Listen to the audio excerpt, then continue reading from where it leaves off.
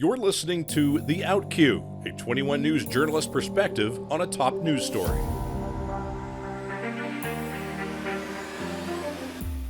Good afternoon. It is Friday, September 6th. I am Assistant News Director Justin Mitchell, and this is The Outcue. This is our podcast where we take a look into everything that goes into a news story or news coverage that you might not think about when you see what you see on television. As we've explained before, the title, The Outcue, comes from the last few words of a news package because the truth is what you see on television is often only the beginning of the story. Now, the last couple weeks, Robert and I have sat here and we've gone really in depth on the Stewart Hospital bankruptcy and the ongoing saga there. We are going to take a turn this week, and we're going to instead of talking about one individual story, we're going to talk about the experience of learning how to jump in to this massive river of information and sort of learn to swim while you're in the water. So joining me today is one of our reporters, Kaitlyn McCarthy. So Kaitlyn, thanks for being here. Thanks for having me. Kaitlyn is, as we speak, in the middle of finishing a package for today. So this is always a busy time of the day. We record these at about 3 o'clock on a Friday. So at home you might not realize, but we're ready to go on the air in less than 2 hours. So we act relaxed, but we're really not. Oh, no. So Kaitlyn comes to us. She's been here longer than you might realize. Kaitlyn, let's start with, the viewers know you for how long now? You've been on the air less than a year, right? Oh, yeah. I started going on air about April, but I mean, before that, it was years I was here. I was an intern for quite a few semesters, and then after that, I did booking for the 5 under Lindsay. So I did a lot of, some writing questions and talking to those people. So I did a lot of behind the scenes work before I came on the air. So, I mean, what I wanted to talk about then is, how useful is that experience to what you do now? I laughed when you said you've been on the air since April. I wasn't laughing at the short amount of time. I was laughing at how much has happened in the news flow in that short period of time. Since April, we've had the Stewart Hospital bankruptcy story. We've had the Realty building explosion. We've had investigations into things related to that. We had an investigation that you played a role into Jobs Ohio. These are big, big stories that take up a lot of time. You tell me, can somebody just sort of walk in the door and say, sure, I'll take that story? What does it take? What do you have to know, and why do you want to do it? Absolutely. So, I mean, even before I got on the air, I did a lot of, when I was doing behind the scenes work, it was a lot of just trying to, not only do I get to meet people and kind of learn more about what they're doing, I also just kind of get to learn a little bit more about the process. There is a process going into this. You can't just sit down and just write something. You have to know exactly what is there before you get into it. If you don't know what you're reporting on, how are the viewers going to know? Right. So you have to have a mastery of things well beyond what you're able to even put on the air, so that because it's not just about knowing what to say, right? It's knowing what not to say, what's important and what isn't important, and also what's fair and what's not fair. Yeah, I mean, I would probably have 5-6 minute pieces at the very minimum if I was using all the information that every person gave me in every source. It probably would be even longer, so. And also, when I say knowing what not to include, look, we're human beings. There are stories you work on where you do come to a conclusion the same as the viewer may as to what you think, where you think the pieces lie, or who you think the good guy here is, or who you think the bad guy here is. Sometimes that's appropriate in the story. If it's a public official, say, not answering questions that the people have a right to have an answer to. But most of the time, that's not the case. You just have to lay out facts without ever indicating that you think the right answer is here or there, unless it's a matter of black and white, truth or not truth, right? Of course, yeah. So how do you learn to do that? How did your experience leading up to going on the air teach you that? So something I kind of learned early on is a lot of people, if there is, some kind of agenda, you have to realize that before you go and put something on the air. You want to know what the actual facts are, what the actual story is before it goes on the air. And if you don't, that's when you can come into a problem where maybe it's, more one-sided or another. So I really focus on trying to make sure not only do I know every side of what's going on, but to realize if somebody does have an agenda when they're talking to me. And that's I mean, you need to know that going into the interview so that you're prepared for it, because you've got to have, for lack of a better term, a line of attack. I don't mean attack in an aggressive sense, but just how would I respond to this thing that I know is spin and I need to get to truth.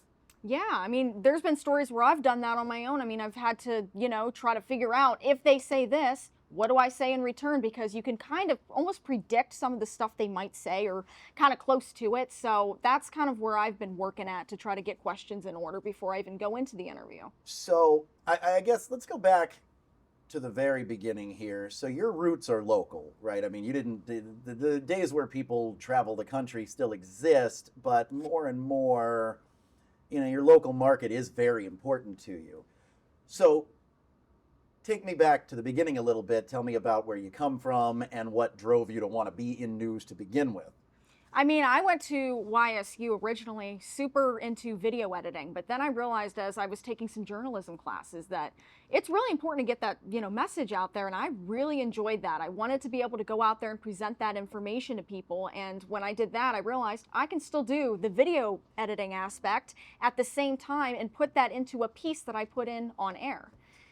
So then you come here and you were an intern for a little while, but now as an intern, I always tell interns that experience is whatever you make of it and whatever you're willing to take the initiative to make it. I've had plenty of interns who come through here and they might file a few news releases and I never hear their name again. So it's not as though every intern has the same experience. They have to, we're busy down there, right? I mean, I don't have time to go up to every intern and make sure that they have this enriching experience if they're not also coming to me and saying, can I learn how to do this? Can you show me this? Why are you doing this? I'll always answer the questions. It's just a matter of being proactive. A room full of people to deal with and a product to get on the air. So tell me about your internship. How did yours go? So my first semester, I was a little intimidated. I mean, I was young going into the business, really intimidated, but I realized that if I wanted to kind of stand out from the other people, I needed to change something. So I was a little bit more quiet my first semester, but then I went and talked to Sheila, and she was one of the people that really told me kind of what direction to go into, and I kind of looked up to her to kind of bring me into the right direction, and she still does that to this day, so I really appreciate that. Yeah. She, I remember, I mean, she really took you under her wing, which was, and that's one of the reasons that I wanted you on here today, because that's not true of everybody that comes through here. You do have to have a certain drive or a certain spark. If we see something in you, we're more than happy to cultivate it, because it's not as generous as it sounds. We get something out of it too. If we have somebody who is able to go ask tough questions or might have the potential, or we always say, and this was an old Mona Alexander line, is when in doubt, hire smart, because you could teach everything else. Yes. So you said 3 semesters as an intern, right? It was 2 or 3, I don't remember. There's just so many years here, I don't remember. And so you did a little bit of everything during that time, though. You certainly made phone calls and helped gather news in the newsroom. You also went out and shadowed reporters, right? I did. And then that segued into helping on the 5 o'clock news. So we've had Lindsay on here before. We've explained a little bit about what goes into the 5 o'clock. That's a collaborative effort. Somebody has to be the one who's, you're helping coming up with ideas, but you're also executing everybody else's ideas, tracking people down, finding their phone numbers, but also talking to them, right? If you don't talk to them on the phone, get a feel for what they're going to say and where they're coming from, then we could have just train wrecks on the air. So tell me a little bit about what that experience was. Something I realized as soon as I went into that position, you can't just do an interview with somebody because of a title. You have to actually talk to them and kind of learn what what they're going to talk about. If they're not going to talk about something with substance, what's the point of the interview? It's not going to help anything. And I did a lot of pre-interviewing, and I even use that experience now as I'm on air. I realize immediately who I need to be talking to in that story, and that experience has really just helped me immediately know who I should be talking to in certain instances in most cases. Did we ever give you trouble about that? Were there ever times where we were like, how did that interview get on the air? Did you do the pre-interview? We did, right? We had to have. Yeah, there were times where people would sometimes do pre-interviews and they would, be really knowledgeable, and then we would do the interview and I think they would get a little nervous or something would be different. And then, I would have those questions asked me and I'm like, yeah, you know what? I probably should have done a little bit of a better pre-interview or kind of learned a little bit more moving forward. But it sharpens you, right? So now, in this role now as a reporter, different people gravitate towards different things. I have said for a long, long time that I wish that more people gravitated to, you hear certain answers over and over again when you talk to people who are either reporters, new reporters, or people who want to be reporters. And it's not a reflection on them being bad at what they do, but I do know what I'm getting when they say things like, well, I just want to tell people stories. Or I'm really interested in features, or I only like sports, or, these kind of niche things. And they certainly have a place, but what I want to see more of is people who say, I want to, hold the people in power accountable to the people that they're powerful over. Now, I don't think you've ever said those exact words to me, but you have gravitated towards that type of story. And that is not easy. That is intimidating on a number of levels. Talk about that a little bit. Yeah, so I realized immediately, investigative reporting. I love doing that. I feel like if somebody is going to talk to you, obviously don't immediately attack somebody. I mean, everybody has their say, they have their answers, but you should realize, if there is somebody out there that does have a lot of power and they can do a lot and they have a lot of abilities, sometimes to put those in questions. I know Jobs Ohio was a huge example of just doing a lot of just talking to them and kind of learning about what they do as an organization moving forward. So, I mean, we refer to Jobs Ohio. I referred to it earlier in this. That was one of the big stories. I would say probably, and tell me if I'm missing anything, but the two biggest ones I think that you've worked on a lot have been some of the aftermath of the Realty explosion and the Jobs Ohio story, right? Those would be the two biggest ones. Am I missing any? No, I'm pretty much, when I've talked to people too, and I was at the Canfield Fair, they always call me the downtown reporter. So that was like my big thing. You've done a number of other stories, and it's not a reflection on them, but those were the big ones that took the most heavy lifting, whether it be conceptually or, quite frankly, just having the nerve to get out there and do it. I mean, there's more than one sort of iconic, to me at least, shots of you trying to get people to talk to you when they won't. People have run from you, and I don't know if people realize that, but I mean, I've seen mayors run from you. We've seen the construction crew when we heard that they were taking things out of the Realty building that residents were not permitted to take. The shot of you yelling to the guy from across the road and him refusing to answer. And of course, Charles George from Lake to River shutting a door in your face.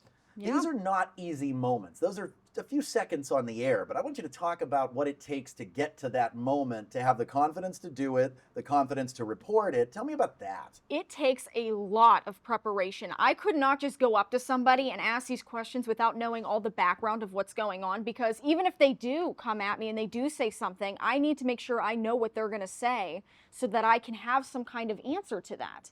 Well, and not even knowing what they're going to say, but knowing everything they could possibly say by having mastery of the facts. Don't let them smell blood in the water. You better know more than they do. Exactly. Right. Yeah. So I want to make sure that, I know what the story's about. And if I don't, that's where, having confidence to go up to somebody could come into play. I mean, I'm not going to be confident if I don't know the story. So before I go up and have somebody do something like that, I have to know that I'm doing this for a reason, that I'm taking this word and I'm putting it out for the people. Because if I don't really know that and I don't have that vision, then, I mean, why would I want somebody to slam the door in my face or ignore me?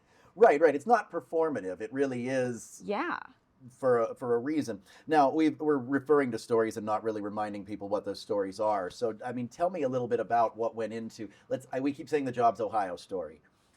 Remind everybody, what was your angle on that story, and how much work and how long did it take to get there? That took a lot of work. We were more just trying to learn about what they were doing as an organization for, people in Youngstown. Even before my story came out, Lindsay did a story talking about downtown Youngstown and the work that, if they could do work to help the people of downtown Youngstown. But we were kind of trying to learn about the connections it had with, I believe it was the West Warren Project. Yes. And Warren. So we were trying to learn a little bit more about what connections there were. And when we found out that there was some connection there, that's what we were exploring in that story, as well as what they did as an organization and putting that together into one big piece. And so what you're referring to then was the West Warren Project is a project that was awarded millions from Jobs Ohio. Jobs Ohio is, and I'll take a minute to explain this because anybody who didn't see the story, it's not that easy to wrap your head around until the moment clicks. Jobs Ohio is a private nonprofit that is an economic development agency for the state of Ohio, in the state of Ohio. They work closely with state government, but they're not a government entity. But here's the thing. They're funded with profits from liquor sales. And that money, prior to Jobs Ohio, was public money. So it's essentially, the argument would be that it's de facto public money. It's erstwhile, I think was the word that reporter we talked to. It's money that if they didn't exist, would otherwise have been in the public's purview. But now that it's not, there's no oversight into how they make their decisions. And the reason that's important is because the West Warren Project that got millions of dollars is a project that is one of the three key principal people behind that project sits on the board of the local regional chapter of Jobs Ohio, Lake to River, and prior to that, the predecessor organization, Team NEO. Yes. They say he had nothing to do with the decision-making process. This is Charles George. But you have to take them at their word. Mm-hmm. So we ask them, what can you show us that we know there's no conflict of interest here? What were their answers to that? I mean, they had a variety of answers, but it mostly was, yeah, you have to take them at their word. I mean, a lot of it was, I know there was a part where they, on email and stuff, they sent me a lot of information. I know they shared a lot of their statistics on, how they have helped Ohio. But a lot of it was just trying to, I guess, overall figure out what exactly they're... I mean, the bottom line was Charles George wouldn't the Lake to River people wouldn't talk to you, and Jobs Ohio's answers have to be taken at their word. Yes. Right? So they didn't ever give us anything more than, trust us, it's all on the up and up. And they still haven't given us that. Yeah, that's why that was kind of hard for me to answer that question, because I'm like, what really specifically can I say where it's not taking them to their word? It is really hard to really put that in perspective, and I didn't know how to really answer that. And that was a really hard story because I don't know that everything they're saying isn't completely true. They might be completely on the up and up. True. But with a development agency, normally you can track that money, not just where the money went, but the meetings and who discussed what and what influence was there to make sure, and what mechanisms there were to make sure there was no conflict of interest. Yeah. And you could check it. You could trust them, but verify it. You can't verify if you're just left to take them at their word.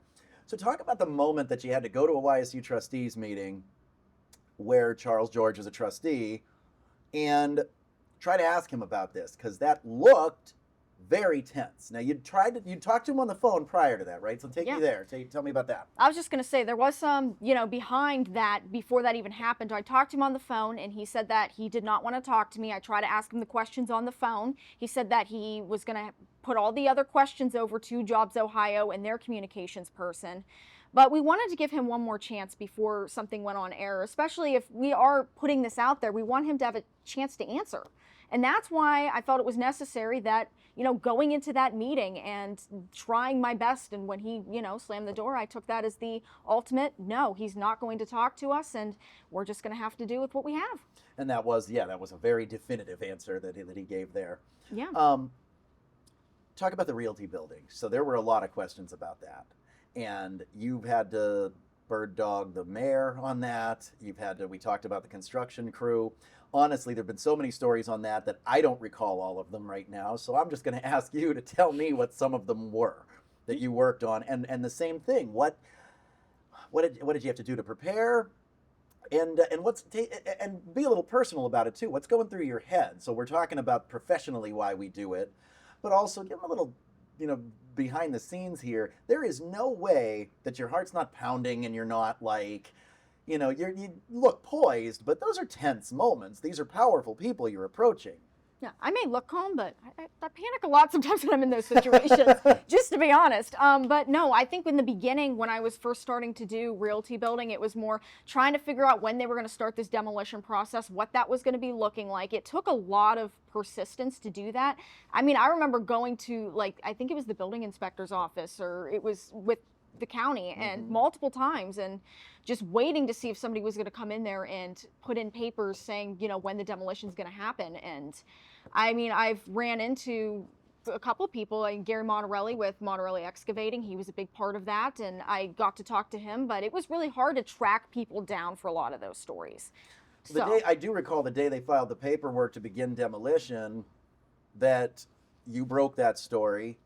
Correct. But how? What did it take to do that? They did not want to tell you that the paperwork was being filed and here was what it was going to entail. No, I mean, it was to the point where I wasn't really welcomed. I could tell I was not welcome to stay into that office. So I waited outside of the office to see when somebody would walk in and do that. And when I was told, I immediately went up to, and like I said, it was Gary Monterelli, and I got all that information. He kind of gave me what they were going to be doing. And then I still had to follow up after that and see when the actual process was going to start after I figured out when it was official. And this is not only the end of their work day, this is like right up against when we're about to go on the air. Oh, yeah. This was between 4 and 5, right? I think. Yeah. It was very late in the day. Another story that you broke was we had asked questions for a long time about whether or not the people who were working in the building had been vetted by the city of Youngstown. And that was an important question because even though they were hired by Greenheart, a private company, the project, the work that was being done in the basement at the time that building exploded, was paid for by the city of Youngstown as a part of helping out with the Smart 2 resurfacing project downtown. And we were not getting an answer. I mean, how many times would you say that I know I tried, I know other reporters tried, and then you personally were spending most mornings outside of Tito Brown's office. So tell me about that a little bit, because that got to the point of being almost hard to believe the way that went down. It was days process where I was messaging him, I was messaging his office, people that, knew Mayor Tito Brown. I was really trying to just see if he would be able to answer some of those questions. And that's why we ended up doing that one piece where it was pretty much just the questions that were unanswered. And when he did finally speak, and that's when we kind of learned more about the information about how that vetting process worked. And he kind of went and broke that down a little bit. So, and this is not, I'm not bringing this up to knock the mayor, because we've talked about this, and his office has acknowledged that they want to be more transparent. They've hired somebody to do that. So this is not a knock on them. Yes. But getting to that point, it was not as though it was, walk across the street and go talk to the mayor. He physically ran from you on more than one occasion, did he not? Yeah, I mean, there was a time where I had a camera set up, and I did see him go the other way. So, I mean, there were situations like that. And I think a lot of it, too, is when I was talking to other people in the city, they wanted everything to come from the mayor. So that was a huge, trying to get through that obstacle, I think was important, especially that's why we wanted to talk to the mayor, so that we could have that one unified person to talk about that. And that's what other people were trying for as well. But there was not an insignificant thing that happened then, which is that finally, because of that persistence, he did agree to talk to you. Yeah. And he had I guess that day it was a relatively surprising answer about whether or not those workers were vetted. Yeah. And so what did he tell you? I mean, he said that they vetted Greenheart, but they didn't give an answer on whether or not that was who was working on the building. So right, he said that he knew Greenheart was a company the city had worked with. He felt they had a good track record. They'd worked with them before. However, if they subcontracted, which we've since learned that they did, yes, then he wanted answers too. He did not know who was working in the basement of that building. Now that may be hugely significant down the road. It may not be. But what we found out, and what you broke that day, was that the city paid for work that was done by people that ultimately they had no idea if they were qualified to be doing the work. Yeah. And I hit that point because nobody else got that at that point in time. And so that's the point I'm trying to get at, is everything that it took to get to that moment. Yeah, I mean, it took so much, I mean, weeks of just working on this. And it wasn't even while we were working on that story, there were other realty building stories that were breaking at the same time. So we had to juggle that as well. I think that was a news team effort. So that was everybody that was really trying to figure out where that was going to play a role in. And that's why, I mean, even when that was broken, I mean, that was not an over situation. I mean, the demolition of the building afterwards. So it was continuously, not just that one time of me breaking that, it was trying to continuously figure out what was going on, almost like putting pieces together in a puzzle. It is, and we're still putting those pieces together. Yeah. And another one of those pieces then is there's another subcontracted group that was actually handling the demolition that was hired by Gary Mottarelli, but wasn't Mottarelli, it was another company. Mm-hmm. And that was when we started hearing from people saying, because remember, the residents of the Realty building were told that they could get like they could send the fire department in, they were willing to go get, I don't remember exactly how many, but basically like enough items that you could carry out in one trip. Yes. Otherwise, they could never see their things again. When they left that day, that stuff was going down with the building, right? Yeah. Except a lot of it didn't, right? Yeah. What No. happened? I mean, I got to speak to some of the residents too. That's what they were wondering. The same thing. It was like they weren't able to take out certain items, but then you see pictures of people dressed up in construction outfits taking out their items. So they're a little confused on if it was unsafe for me to go in, it was unsafe, for these firefighters. Why is it safe enough for these construction workers to come in, or people dressed as construction workers taking these items? Why are they able to take my items and not give them to me? And the answer to that has essentially been that if the building is abandoned, it's condemned, it's coming down, the crew working on the building takes total possession of it. Yeah. And if there are things in there that they want to take out, they generally can do so, because otherwise it's going to end up in a landfill. Correct. But that's obviously a story that rippled throughout the city. Everybody was covering it at a certain point, but I never saw anybody else trying to talk to the demolition crew or even identifying the demolition crew, correct? No, I think it was, I remember there was a couple times where I actually went up and I saw that they were not talking to me. They looked at me, so they knew of my existence. They knew I was trying to talk to them, but as soon as I, mentioned either a name or I mentioned, a company or something, nothing. They wouldn't talk to me, and I even tried to get the security guy to help me out there, and he said no, they're not going to talk to me. So talk about, just in broad strokes, because we could talk about every story you've ever done, and we're not going to do that. These are some of the big ones. But what drives you? Like, I know what drives me. There's a certain, I've always had a certain fire for just a couple things. I don't like bullies. I don't like anybody whenever there's punching down, and I don't like anything that isn't truth. So those are the things that drive me. So and I only say that because that's the type of answer I'm kind of looking for, is what drives you, and what kind of work do you want to continue to do here? What do you see the mark you want to make on this world, in this profession? It's frustrating to see that, behind the scenes, that some of these people could be doing stuff that might not be very ethical or not very good. And to have that word out there, they should be held accountable. If they are doing something wrong, that word needs to be out there, because if we're not doing it, who's doing it? And that's who I want to be. That's the role I want to play. That's why I've been really trying to get into investigative journalism, because I feel like there needs to be somebody that does that, because if not, people are going to get away with a lot of stuff that wouldn't normally be able to be getting away with. And ultimately, a lot of that stuff takes advantage of people with far less power and less leverage. It does. And so there is a certain protector role that is part of what we do, which seems like a great time for me to segue into anything that anybody ever wants us to look into, as I always end these with, that you can always reach us at news@wfmj.com. You can always reach us in the newsroom at 330-744-8821. You can always email us at watchdog@wfmj.com. If you call the newsroom and ask for Kaitlyn, I might even put you on the phone with her, but I also probably won't, because she's probably going to be busy doing something else, and maybe we'll do your story the next time. But with that, I hope to see you all again next week, and this has been the Outcue.